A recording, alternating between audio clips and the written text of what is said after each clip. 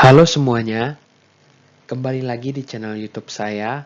Hari ini kita akan membahas tentang Six Sigma yang berkaitan dengan DMAIC.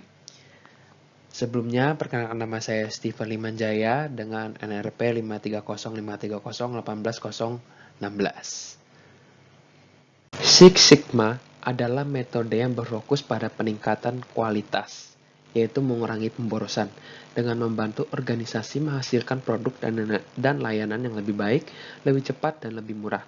Konsep dasar dari Six Sigma awalnya berasal dari gabungan antara konsep TQM, Total Quality Management, dan Statistical Process Control atau SPC.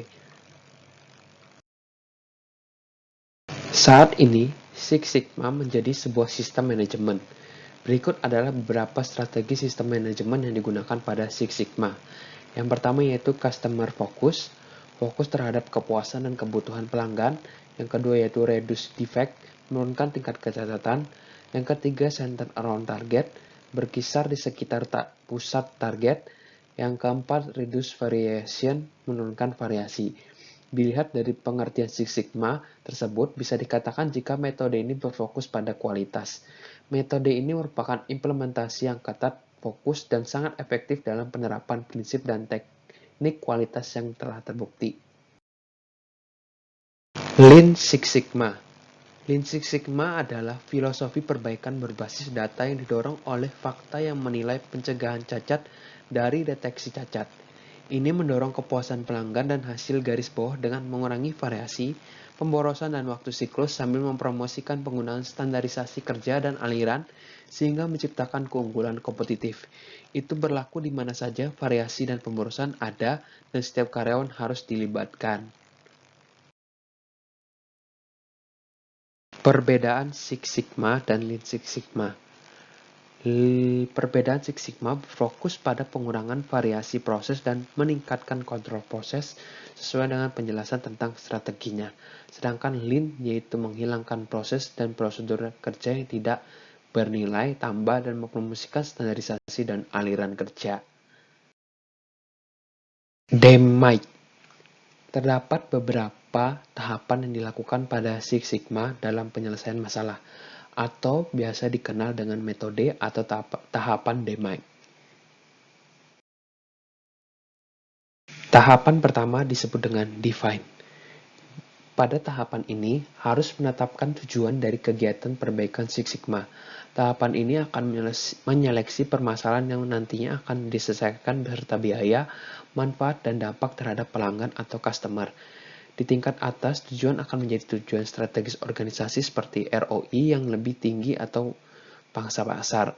Untuk di tingkat operasi, penetapan tujuannya mungkin untuk meningkatkan throughput departemen produksi, sedangkan di tingkat proyek sasarannya mungkin untuk mengurangi tingkat cacat dan meningkatkan hasil. Tahapan kedua yaitu measure. Tahapan ini akan melakukan pengukuran terhadap permasalahan yang telah didefinisikan untuk diselesaikan.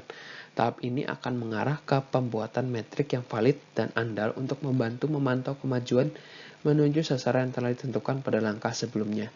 Jadi bisa dikatakan jika pada tahapan ini akan terdapat pengambilan data yang nantinya akan digunakan untuk mengukur karakteristik serta kapabilitas dari proses untuk menentukan langkah apa yang harus diambil untuk melakukan perbaikan dan peningkatan selanjutnya. Yang ketiga adalah analyze. Fase analyze mengisolasi penyebab utama dari CTQ yang difokuskan oleh tim. Dalam banyak kasus biasanya tidak akan ada lebih dari 3 penyebab yang harus dikendalikan untuk mencapai keberhasilan. Apabila penyebab yang diidentifikasi terlalu banyak, artinya tim tidak melakukan pengisolasian masalah utama atau tujuan proyek yang terlalu tinggi untuk dicapai hanya dengan satu proyek.